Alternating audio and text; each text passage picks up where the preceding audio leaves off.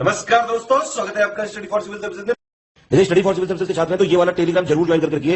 YouTube channel में हमारे साथ है तो भी ये वाला टेलीग्राम ज्वाइन करना बहुत ज्यादा जरूरी है। सारे नोटिफिकेशन, सारे अपडेट, सारे मोस्ट इंपोर्टेंट पिक्स, सारा रिवीजन सब कुछ यहाँ पे बताया जाता है। टेस्ट को ध्यान से अटेम्प्ट करिए और बताइए कितना स्कोर आपने किया है, कितने सही किए हैं टोटल क्वेश्चन में से। सभी लोग अपना अपना स्कोर जरूर कमेंट करिए। देखिए ये हमारा एससीएस डेली क्विज चैनल है, इसमें डेली क्विज होती है, बिल्कुल फ्री में, इसको जरूर ज्वाइन कर लीजिएगा। ये हमारा इंस्टाग्राम का पेज है, इसको जरूर फॉलो कर लीजिएगा। Study for civil dot services करके अगर आप इंस्टाग्राम में सर्च करेंगे तो आपको मिल जाएगा। वीडियो के डिस्क्रिप्शन में इसकी लिंक दी हुई। इसमें आप स्टोरी सेक्शन जरूर देखते रहा करिए, प्लस इसमें हाईलाइट्स आते रहते हैं और प्लस पोस्ट आती रहती है, इनको जरूर फॉलो करते रहिए। नमस्कार दोस्तों, स्वागत है आपका स्टडी फॉर सिविल सर्विसेज में। इलाहाबाद हाईकोर्ट की जो डेली क्विजेज हो रही हैं, तो यहाँ पे डे नंबर 11 को हम सॉल्व करेंगे आज। इससे पहले के जितने भी क्वेश्चंस हैं उसको सॉल्व किया जा चुका है, आप उसको देख सकते हैं, टेलीग्राम में अटेम्प्ट भी कर सकते हैं। तो शुरू करते हैं अपने टेस्ट को। क्वेश्चन नंबर 1 है कि एक सेंटेंस है, इसमें एक पार्ट में एरर है, उसको चूज़ करना है। नहीं एरर है तो नो एरर जो है वो चूज़ कर लीजिए। तो सेंटेंस है, I am vexed at him for what all he has done for him till date. तो ए वाला जो पार्ट है उसमें एरर है, वेक्स्ड एट नहीं, वेक्स्ड विथ होता है, ठीक है। तो विथ लगा देंगे तो ये एग्जैक्टली फ्रेज और सेंटेंस पूरा करेक्ट हो जाएगा। ऑप्शन ए जो है दिस इज करेक्ट।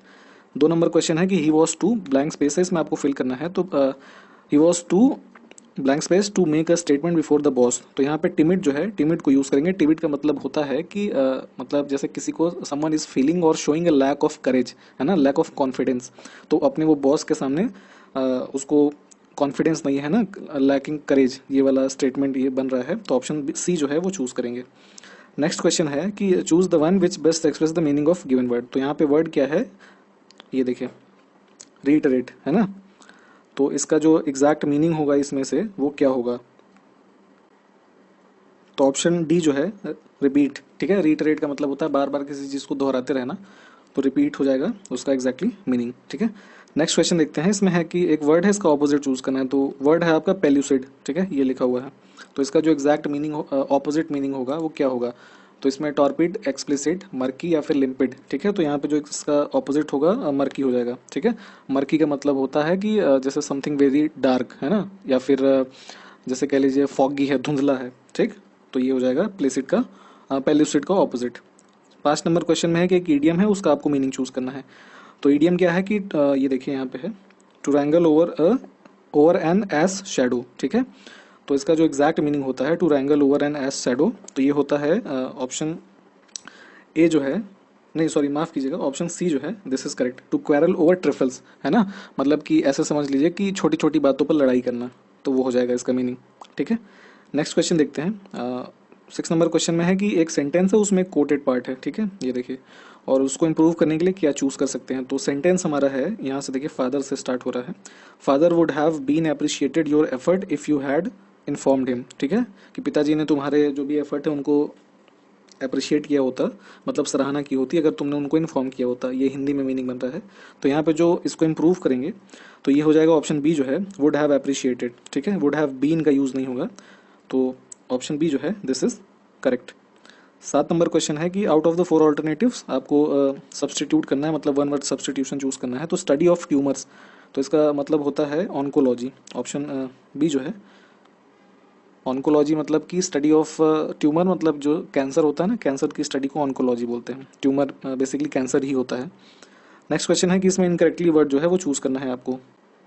तो ऑप्शन ए जो है एनेस्थेटिक, है ना, यही जो है इनकरेक्ट लिखा हुआ है। ऑब्लिटरेट, कॉन्करेंस और ब्लिथसम, ये सब करेक्ट है। एनेस्थेटिक का होता है ANESTHETIC, ठीक है। यहाँ पे इसमें ए लिखा हुआ है, यहाँ पे ई होता है, ठीक है। तो ये करेक्ट हो जाएगा। एनेस्थेटिक का मतलब होता है, आपको पता ही होगा कि मतलब कोई निश्चेतक प्रकार की वस्तु जो चेतना शून्य करती है। फिर है इसमें आपको इनडायरेक्ट और डायरेक्ट स्पीच का क्वेश्चन है। तो जैसे ये स्टेटमेंट है कि the old man said thanks, I shall never forget this kindness, फिर अंकित, ठीक है। मतलब कि ओल्ड मैन, आपको ऑप्शन दिखाते हैं पहले पूरे। तो यहाँ देखिए नीचे तक है ऑप्शंस। तो इसको जब हम चेंज करेंगे तो ये क्या हो जाएगा, तो the old man said thanks, I shall never forget this kindness Ankit, ठीक है। तो अंकित को बेसिकली वो थैंक कर रहा है। तो जो ऑप्शन बी है दिए हुए ऑप्शंस में से this would be correct. The old man thanked Ankit and assured him that he would never forget his kindness, ठीक है। तो ये 4 ऑप्शंस में से this would be most appropriate. तो ऑप्शन बी जो है दिस इज करेक्ट। फिर है इसमें आपको यहाँ पे जंबल किया हुआ है 4 पॉइंट्स को, PQRS को, इसको अरेंज करना है, ठीक। तो अगर हम इसको ऑप्शन डी के हिसाब से देखें, यहाँ पे ऑप्शन डी क्या है, PQRS, नीचे आप ये देख रहे हैं। तो चारों कुल मिला के सीक्वेंस में ही है, तो आप इसको पूरा पैसेज जब पढ़ेंगे तो ये this will become a meaningful order. तो ऑप्शन डी जो है इस क्वेश्चन के लिए करेक्ट है। फिर है 11 नंबर में कि द हाईएस्ट पॉइंट, तो उसको क्या बोलेंगे, तो वन वर्ड सब्सटीट्यूशन कह लीजिए, तो ये होता है जेनिथ, ठीक है। तो मतलब द हाईएस्ट पॉइंट मतलब किसी चीज़ का सबसे ऊंचा बिंदु, उसको बोलते हैं जेनिथ, सबसे टॉप पे। फिर यहाँ पे है ईडियम है, उसका मीनिंग आपको बताना है। तो ईडियम है डैम स्क्विब, ठीक है। तो डैम स्क्विब का मतलब होता है कंप्लीट फेलियर, है ना, किसी चीज़ का पूरी तरीके से विफल हो जाना, डैम स्क्विब, ठीक। फिर 13 नंबर क्वेश्चन में है कि Diksha is disgusted blank space the habit of her brother, ठीक है। तो मतलब जो दीक्षा है डिस्गस्ट हो गई है, मतलब प्रताड़ित हो गई है एक तरीके से अपने भाई के व्यवहार से। तो यहाँ पे जो करेक्ट प्रीपोजिशन चूज करेंगे हम, वो क्या चूज करेंगे, तो एग्जैक्ट प्रीपोजिशन जो डिस्गस्ट के साथ आता है ना, डिस्गस्ट एट, ठीक है। जैसे कोई व्यक्ति है उसके लिए यूज होता है डिस्गस्ट, तो वहाँ पे एट यूज करते हैं। तो ऑप्शन ए जो है दिस इज करेक्ट। विद नहीं होता, देखिए यहाँ पे 40% लोगों ने विद माना हुआ है, दिस इज इनकरेक्ट। फिर है one word substitution, one who value practicality, ठीक है। तो मतलब कि जो प्रैक्टिकलिटी यथार्थवाद में जो विश्वास रखता हो, तो उसको बोलते हैं प्रैग्मेटिस्ट, ठीक है। तो यही है ऑप्शन सी जो है, प्रैग्मेटिस्ट का मतलब ही होता है यथार्थवादी। तो option C is correct. 15 number question में है कि एक वर्ड है, उसका आपको मीनिंग चूज करना है। तो वर्ड है आपका इन सॉरी माफ कीजिएगा, एग्जॉर्बिटेंट, ठीक है। तो एग्जॉर्बिटेंट का मतलब होता है हाई, ठीक है। ऑप्शन सी जो है दिस इज करेक्ट। और इसको अगर ज़्यादा समझने की कोशिश करेंगे तो जैसे बेसिकली जैसे किसी चीज़ की वैल्यू अनरीजनेबली हाई चार्ज की जाती है, तो वहाँ पे इस वर्ड को चूज करते हैं, इन मतलब एग्जॉर्बिटेंट, ठीक है। तो ऑप्शन सी जो है दिस इज करेक्ट। 16 नंबर में है कि एक इनकरेक्ट पेयर आपको गलत युग्म चुनना है हिंदी के संदर्भ में। तो पहला है कि जिसका मन किसी दूसरी ओर हो, है ना। तो ऑप्शन इसका जो सही पेयर है अन्य मनस्यक, ठीक है। तो ये बिल्कुल सही है, मतलब अन्य जगह उसका मन ऐसे दूसरी ओर है, तो अन्य मनस्यक।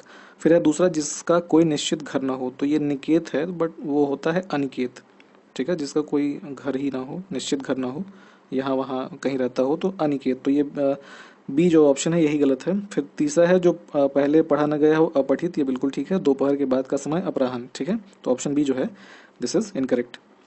फिर है आंख का नीर मतलब पानी जो है ढल जाना, ये मुहावरे का अर्थ क्या होता है, आंख का पानी ढल जाना। तो ये होता है आपका निर्लज्ज हो जाना, ठीक है। मतलब किसी चीज़ का लज्जा ना करना, ठीक है, निर्लज्ज हो जाना जैसे बोलते हैं ना। तो आंख का पानी मर जाना, ढल जाना, ये सब यूज़ करता है। फिर 18 नंबर में है कि ब्लैंक स्पेस के हरे को हरा ही हरा मतलब ब्लैंक स्पेस के अंधे को हरा ही हरा नजर आता है। तो ये हरियाली कब होती है, सावन के महीने में होती है। ऑप्शन बी जो है दिस इज करेक्ट। तो सावन के अंधे को हरा ही हरा नजर आता है, ये भी एक कहावत ही है। फिर यहाँ पे एक जंबल है, आपको इसको अरेंज करना है, पैराग्राफ के कुछ पॉइंट्स हैं। तो जैसे ये 1 नंबर पॉइंट यहाँ पे है और लास्ट में 6 नंबर है, बाकी इसके बीच में जो य, र और ल और व है, तो इसको हमें अरेंज करना है। तो अब अगर इसको हम ऑप्शन सी जो है ये र, य और व, ल, इसके हिसाब से अरेंज करेंगे, तो आप इसको करके अगर देखें तो ये एक मीनिंगफुल ऑर्डर में बन जाएगा। तो ऑप्शन सी जो है दिस इज करेक्ट। 20 नंबर प्रश्न में है कि किस शब्द में आवा प्रत्यय नहीं है, ठीक है। तो जैसे जो प्रत्यय होते हैं तो उसमें एक होता है आवा, ठीक। तो जैसे दिखावा है, ठीक है, तो दिखना समथिंग कुछ होता है, तो उसमें उससे मिलके बना है आवा। तो यहाँ पे आवा प्रत्यय यूज हुआ है। किसी चीज़ को चढ़ाना तो चढ़ावा भी होता है, ये भी प्रत्यय यूज हुआ है। भुलावा, भूल जाना, भुलावा में भी यूज हो रहा है। बट लावा जो है, लावा अपने आप में एक शब्द ही है, ठीक। तो यहाँ पे प्रत्यय का प्रयोग नहीं हुआ है। तो ऑप्शन सी जो है दिस इज करेक्ट, मतलब इसमें प्रत्यय नहीं है, तो इसलिए इस प्रश्न के हिसाब से ये सही है। अब लावा शब्द को समझेंगे अगर, तो जैसे जो ज्वालामुखी फूटता है उसमें से एक लावा निकलता है, और दूसरा हमारे पूर्वी उत्तर प्रदेश में दिवाली के समय एक चावल से बनने वाली वस्तु होती है खाने की, उसको भी लावा बोलते हैं, ठीक। तो ऑप्शन सी जो है दिस इज करेक्ट।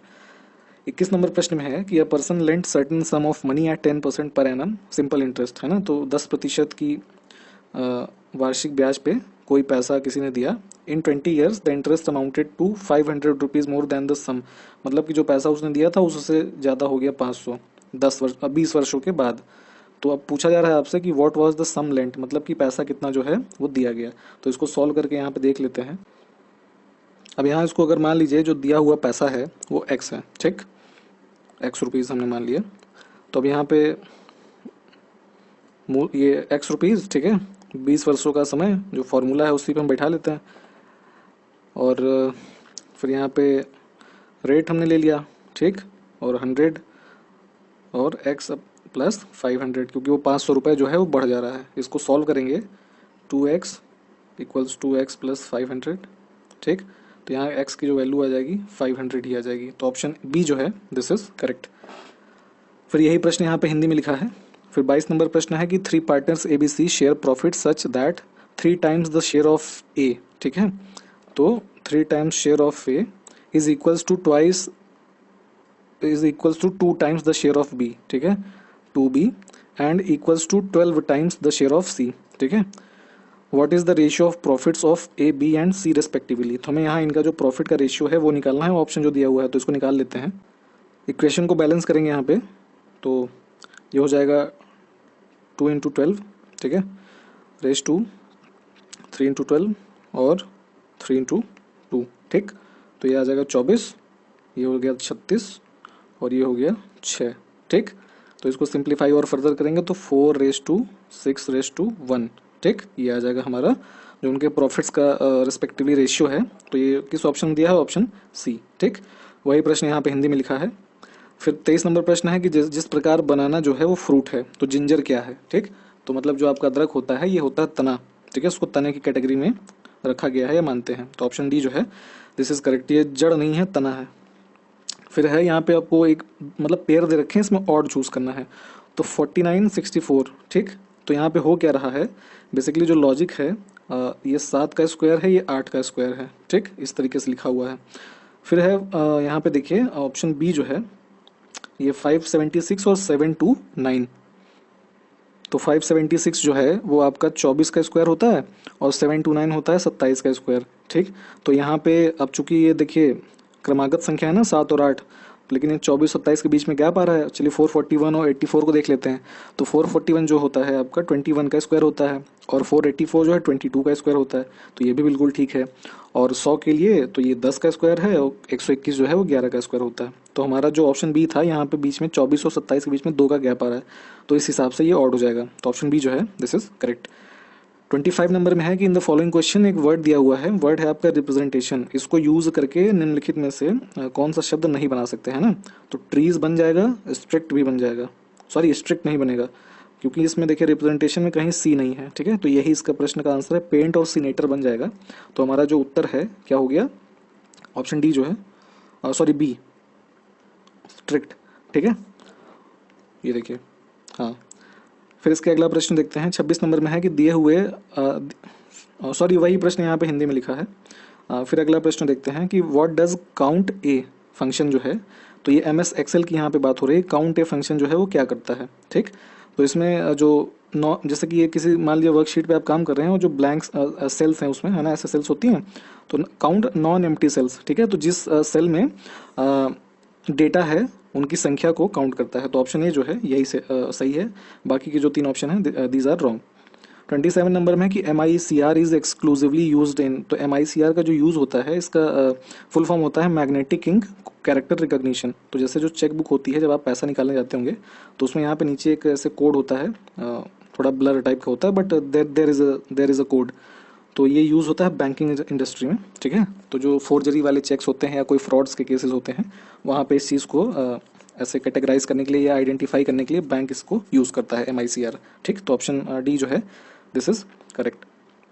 28 नंबर में क्या है कि VPN मीन्स। तो VPN का अर्थ क्या होता है, तो VPN का अर्थ होता है virtual private network. Option B जो है, तो बेसिकली ये क्या होता है कि जैसे इंटरनेट पर सेफ्टी के लिए कुछ वेबसाइट्स हैं उनको जो सिक्योरिटी फीचर्स होते हैं उसको लगा के वेबसाइट ओनर जो है वो ब्लॉक करके रखते हैं ताकि उसका मिसयूज़ ना हो। बट VPN एक ऐसी फैसिलिटी है कि इसके थ्रू आप उन्हें वेबसाइट्स को भी एक्सेस कर सकते हैं। तो ये उस तरीके का एक सिस्टम है, इसके बारे में आप फर्दर पढ़ें तो आप जानकारी इसको रखें। नेक्स्ट क्वेश्चन है कि ईमेल है ना, जब आप ईमेल भेजते हैं तो उसमें BCC रेफर्स टू। BCC का मतलब क्या होता है, तो जैसे आप कोई मेल करते हैं तो वहाँ पे पहले उसका जिसको सेंडर है उसको भेज रहे हैं, ठीक है। फिर एक सब्जेक्ट का कॉलम होता है, फिर वहाँ पे एक BCC और CC होता है, ठीक। तो BCC का मतलब होता है ब्लाइंड कार्बन कॉपी, ठीक है। ऑप्शन बी जो है दिस इज करेक्ट। जैसे मान लीजिए वही ईमेल किसी और को भी अटैच करने के लिए भेजने के लिए हम वहाँ पे अगर ईमेल एड्रेस BCC में भी देंगे तो ये एक ऑप्शन ईमेल में प्रोवाइड किया जाता है, ठीक है। फिर है कि किसी what is the shortcut key to undo the last action in a document. तो मान लीजिए किसी कंप्यूटर पे किसी डॉक्यूमेंट पे आप काम कर रहे हैं, जैसे MS वर्ड पे काम कर रहे हैं। अब ऐसे कोई लाइन लिखी हुई है, आपने उसको डिलीट कर दिया, ठीक है, मिटा दिया ऐसे, ठीक। अब उसको वापस लाने के लिए हम क्या करेंगे, तो Ctrl+Z जो है ऑप्शन C, इसको हम प्रेस करते हैं अगर, तो वो लाइन जो हमने मिटाई थी वो वापस आ जाती है। तो ऑप्शन C इज़ करेक्ट। फिर है कि the headquarter of world metrological organisation is located at. तो ये जो WMO का हेडक्वार्टर है, ठीक है, this is located in Geneva, ठीक है, स्विट्जरलैंड, ऑप्शन ए। फिर है 32 नंबर की eco mark is given to an Indian product which is. तो ऐसा कुछ हरा हरा सिंबल प्रोडक्ट्स के ऊपर मिलता है और ये दिया जाता है उन प्रोडक्ट्स को जो इन्वायरमेंट फ्रेंडली होते हैं, ठीक है। तो ऑप्शन सी जो है दिस इज करेक्ट।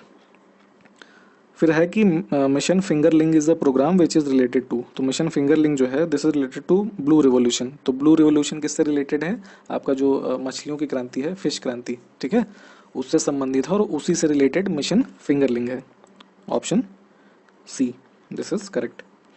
फिर है किस मुगल सम्राट के शासनकाल में कलाकार मीर सैयद अली और अब्दुस समद उपस्थित थे। तो पिछले हमने वीडियोस में आपको बताया था कि हुमायूं के काल में ही जो मुगल पेंटिंग्स थी दे वर स्टार्टेड, और ये दो मीर सैयद अली और अब्दुस समद जो थे इसको पर्शिया से हुमायूं ही अपने साथ इंडिया में लेके आया था और काफ़ी अच्छे कलाकार थे, वहीं से मुगल पेंटिंग्स जो हैं वो शुरुआत हुई। तो ये हुमायूं के कोर्ट में थे, ठीक है। तो ऑप्शन बी जो है दिस इज करेक्ट। फिर 35 है कि किसने ब्रिटिश शासन के प्रति पूर्ण आज्ञाकारिता का उपदेश दिया और मुसलमानों से बदरुद्दीन तायब जी की राष्ट्रीय कांग्रेस में शामिल होने की अपील को न सुनने का आग्रह किया। तो बेसिकली जब क्या हुआ कि इंडियन नेशनल कांग्रेस का फॉर्मेशन हुआ तो बदरुद्दीन तायब जी जो थे वो मुस्लिम्स को उसमें ज्वाइन करने के लिए काफ़ी अप्रोच कर रहे थे। तो जो ऑप्शन देखिए यहाँ पे पूरे देख लीजिए आप, नन ऑफ दीज है वैसे। तो इसमें जो सर सैयद अहमद खान थे इन्होंने इस चीज़ का विरोध किया और मुस्लिम से कहा कि उसमें शामिल ना हो, ठीक है, इंडियन नेशनल कांग्रेस में, और ब्रिटिशर्स के काफ़ी हिमायती थे ये, ठीक है। तो इसलिए ऑप्शन ए जो है दिस इज करेक्ट। फिर नेक्स्ट क्वेश्चन है कि with reference to Mughal period, ठीक है, व्हाट इज नश्तलिक। तो नश्तलिक क्या होता था कि एक सुलेख लिखने की शैली होती थी, कैलीग्राफिक स्टाइल, ठीक है, काफ़ी जैसे सुंदर शब्दों में चीज़ों को लिखा जाता था उस टाइम, तो ये वर्ड नस्तलिक वहाँ पे यूज़ करते थे मुगल पीरियड में। फिर 37 नंबर है कि निम्नलिखित में से कौन सा भारतीय अर्थव्यवस्था के भीतर धन गुणक मतलब कि मनी मल्टीप्लायर में वृद्धि कर सकता है, ठीक है। तो मनी मल्टीप्लायर बेसिकली क्या है कि जैसे पैसा कई बार मल्टीप्लाई होके मार्केट में, है ना, उसकी वैल्यू बढ़ रही है। तो अब जैसे इसको कैसे समझते हैं, इसमें किस ऑप्शन के थ्रू ये होगा, तो CRR में कमी है ना, तो जैसे कैश रिजर्व रेशियो मान लीजिए RBI घटाता है, जैसे अभी मान लीजिए प्रेजेंट में 4% मान लीजिए है, तो जैसे 3% कर दिया, तो जो 1% पैसा है वो मार्केट में बैंक उसको घुमाएगा लोन के उसमें, है ना, लोन के थ्रू, तो मनी मल्टीप्लायर के रूप में वो काम करेगा, ठीक। फिर SLR है जो स्टैट्यूटरी लिक्विडिटी रेशियो होता है ना, तो इसमें भी रेशियो जो कम होगा, मान लीजिए 18% है जैसे सपोज कर लीजिए, ये 10% कर दिया गया, तो जो 8% पैसा है वो भी मार्केट में लोन में घुमाएंगे बैंक वाले। फिर क्या है कि decrease in the rate of interest on loans, loan अगर मान लीजिए कोई 10% पे मिल रहा है और अगर वो 3% पे मिलने लगे तो लोग लोन लेने लगेंगे ना, फिर वही लोन आगे मल्टीप्लाई होगा, है ना, किसी चीज़ में खर्च होगा। तो तीन के तीनों जो हैं ये मनी मल्टीप्लायर का काम करते हैं इकोनॉमी में, स्पेशली इंडियन इकोनॉमी में जो प्रश्न पूछा जा रहा है। तो ऑप्शन डी जो है this is correct.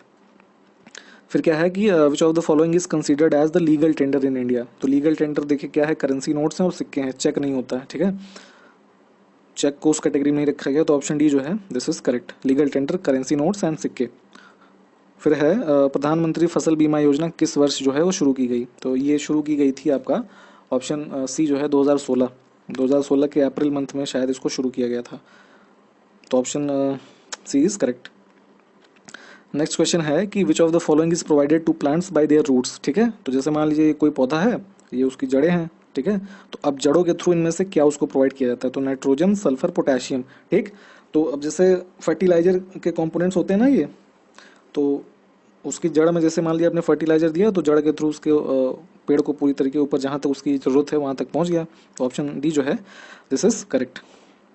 Next question है 41 नंबर कि in which of the following activities Indian remote sensing satellites are not use, ठीक है। तो रिमोट सेंसिंग सैटेलाइट जो है वो असेसमेंट ऑफ क्रॉप प्रोडक्टिविटी जो है उसमें भी यूज होता है, ठीक। लोकेटिंग ग्राउंड वाटर रिसोर्सेज उसमें भी यूज होता है। फिर क्या है मिनरल एक्सप्लोरेशन, इसमें भी यूज होता है। बट टेली कम्युनिकेशन के लिए स्पेशली कम्युनिकेशन सैटेलाइट्स होती है ना, तो ऑप्शन डी जो है इसमें इसका यूज नहीं होता। बाकी assessment of crop, locating ground water और मिनरल एक्सप्लोरेशन में आपका जो रिमोट सेंसिंग सैटेलाइट्स हैं इसके बारे में आप विस्तृत रूप से जानकारी पढ़ें तो ये यूज़ होता है। ठीक, 42 नंबर है कि विवेक देवराय कमेटी जो है ये किससे संबंधित है। तो ये कमेटी जो है वो this is related to Indian railways का जो प्राइवेटाइजेशन का रिकमेंडेशन था इस कमेटी ने दिया था और 2014 में ये कमेटी कॉन्स्टिट्यूट करी गई और इन्होंने मेजर जो रिकमेंडेशंस दिया कि जो राजधानी और शताब्दी ग्रेड की ट्रेन्स हैं उनको प्राइवेटाइजेशन करके चलाया जाए। ठीक है, और भी कई रिकमेंडेशंस थी। तो basically this is related to privatisation of Indian railway, option B.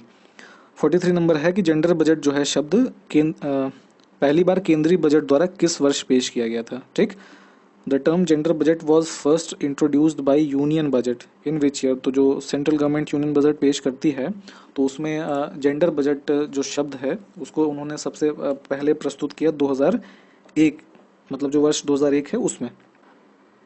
तो सबसे पहले जेंडर बजट का जो कॉन्सेप्ट है वुमेन एंड चाइल्ड डेवलपमेंट जो मिनिस्ट्री है वहाँ पे इस चीज़ की चर्चा शुरू हुई और तत्कालीन 2001 में जो फाइनेंस मिनिस्टर थे उन्होंने अपने बजट में इस चीज़ की चर्चा करी। उसके बाद national institute of public finance and policy करके एक संस्था बनाई गई, उन्होंने इस पर स्टडी वगैरह किया। तो उसके बाद जो टाइम लाइन्स हैं फिर आने वाले वर्षों में इसके लिए सेपरेट बजट जो है वो इशू किया जाने लगा। विस्तृत जानकारी अब इसको पढ़ के रखें, एग्जाम वगैरह में कभी कभी आ जाता है डिटेल्स। फिर नेक्स्ट क्वेश्चन है कि इसमें जो है रूल ऑफ लॉ का जो सिद्धांत है किसने प्रतिपादित किया था। तो ये किया था आपका जो एवी डाइसी थे, ऑप्शन डी जो है दिस इज करेक्ट। ठीक है, अराउंड 1885 के टाइमलाइन में इन्होंने रूल ऑफ लॉ का कॉन्सेप्ट है जो वो दिया था। ये ब्रिटिश जो है स्कॉलर थे। फिर है नेक्स्ट क्वेश्चन कि निम्नलिखित में से कौन भारत में सहकारी संघवाद को बढ़ावा देता है, मतलब कोऑपरेटिव फेडरलिज्म जो है ना। तो ये नीति आयोग जो है ये भी जो वर्क करता है स्टेट और सेंटर के कोलैबोरेशन से काम कर रहा है। ठीक है, तो ये कोऑपरेटिव फेडरलिज्म जो है, फेडरलिज्म की जो परिभाषा है कि संघवाद है ना, जहाँ पे स्टेट्स और सेंटर को जो एक सिंक में काम करें, है ना, सिंक्रोनाइज वे में। तो नीति आयोग भी उसी वे में काम करता है। राज्यसभा जो है, चूंकि राज्यों से ही चुन के लोग राज्यसभा में जाते हैं, ठीक है, तो वहाँ पे इस चीज़ को भी बढ़ावा मिल रहा है। फिर है जो इंटर स्टेट काउंसिल है, तो इसका जो लक्ष्य है वो मेन यही है कि जो संघवाद है और स्टेट्स का जो भी डेवलपमेंट है उसके लिए काम किया जाए। तो इस हिसाब से जो तीन के तीनों हैं ये सही हो जाएगा, कोऑपरेटिव फेडरलिज्म को बढ़ावा देते हैं। ठीक है, आगे देखते हैं प्रश्न। 46 है कि ये नबक लिबार उत्सव जो है वो भारत के निम्नलिखित में से किस मंदिर से संबंधित है। तो ये आपका जो है लिंगराज मंदिर, बृहदीश्वर मंदिर, कंदरिया महादेव मंदिर या फिर जगन्नाथ मंदिर। तो ये जो आपका संबंध है इस उत्सव का ये है जगन्नाथ टेम्पल जो है इससे संबंधित है। अब इसके बारे में अगर विस्तृत जानकारी देखें तो जगन्नाथ मंदिर जो है आपको पता है कि पूरी उड़ीसा जो है ना, वहाँ पे स्थित है। और नवकलेबार या नवकलेवर भी इसको कहते हैं। ठीक है, ये उत्सव है और इसमें बेसिकली होता क्या है कि जो मंदिर में भगवान जी लोग की पुरानी मूर्तियां हैं उनको कुछ वर्षों के बाद उनको बदला जाता है। तो एक नव कलेवर मतलब है ना, जो इसका संधि विच्छेद करके देखेंगे तो नए रूप में उनको प्रतिस्थापित अगर करते हैं तो उसी हिसाब का ये एक उत्सव है जो वहाँ पे मनाया जाता है। ठीक है, तो ये संबंधित है जगन्नाथ मंदिर से, ऑप्शन डी जो है दिस इज करेक्ट। फिर है कि which vitamin is also known as tocopherols. ठीक है, तो ये विटामिन ई जो होता है, ऑप्शन ए जो है दिस इज करेक्ट। तो इसको टोकोफेरॉल बोलते हैं। और टोकोफेरॉल होता क्या है कि एक फैट सॉल्युबल एंटीऑक्सीडेंट होता है बॉडी में, और भी इसके कई फंक्शंस होते हैं। तो ऑप्शन ई जो है दिस इज करेक्ट। 48 नंबर में है कि हाल ही में खबरों में रहा गुपकर घोषणा पत्र जो है वो किससे संबंधित है। तो अगर आप न्यूज़ करंट अफेयर्स फॉलो करते हैं तो अगस्त के महीने में गुपकर घोषणा पत्र संबंधित है, गुपकर अलायंस बना था। ठीक है, तो जम्मू कश्मीर के जो पॉलिटिकल लीडर्स हैं लगभग सभी पार्टियों के वो आए थे केंद्र सरकार में गृह मंत्री और प्रधानमंत्री से बैठक करने। तो उसका जो मुद्दा है उनका गुपकर घोषणा पत्र जो है बेसिकली उसमें ये लिखा है, मतलब ये उसमें ये कहा गया है कि ये जो ऑप्शन बी है restoring the special status of statehood of Jammu Kashmir. ठीक है, तो जो अगस्त 2019 में जम्मू कश्मीर का जो विशेष राज्य का दर्जा था उसको ख़त्म किया गया। तो वहाँ के जो राजनीतिक नेतागण हैं वो ये चाहते हैं कि उस दर्जे को पुनः स्थापित किया जाए। तो ये गुपकर घोषणा पत्र जो है उससे ही संबंधित है। तो option B is correct. 49 number में है कि where was India's first pollinator park open recently. ठीक है, तो जो पॉलिनेटर पार्क परागण पार्क है ये खोला गया है आपका उत्तराखंड में। ऑप्शन डी जो है दिस इज करेक्ट। सॉरी, ये माफ़ कीजिएगा गलत क्लिक हो गया। ऑप्शन डी जो है ये करेक्ट है। फिर है what is the theme of प्रवासी भारतीय दिवस, ठीक है। तो जो प्रवासी भारतीय दिवस मनाया जाता है, तो 2021 का जो विषय था, थीम थी, ये था कंट्रीब्यूटिंग टू आत्मनिर्भर भारत, ठीक। और विस्तृत जानकारी इसकी देखें तो जो आपको पता होगा कि 9 जनवरी को प्रवासी भारतीय दिवस जो है ऑब्जर्व किया जाता है, मनाया जाता है भारत में। और ये गांधी जी जब लौट के आए थे भारत 9 जनवरी 1915 को, ठीक है, लगभग 21 वर्ष साउथ अफ्रीका में रहने के बाद, तो उसी डेट को कॉमेमोरेट करने के लिए ये प्रवासी भारतीय दिवस मनाया जाता है। तो ऑप्शन सी जो है 2021 की ये थीम है। एग्जाम में पूरी संभावना है पूछे जाने की, ऐसे थीम्स वगैरह से क्वेश्चन जरूर बनते हैं। तो यहाँ तक हमने ये 50 क्वेश्चंस देखे डे 11 के। आने वाले जितने भी क्विजेज हैं हम सॉल्व करते रहेंगे। हमारे साथ तब तक बने रहिए। जय हिंद।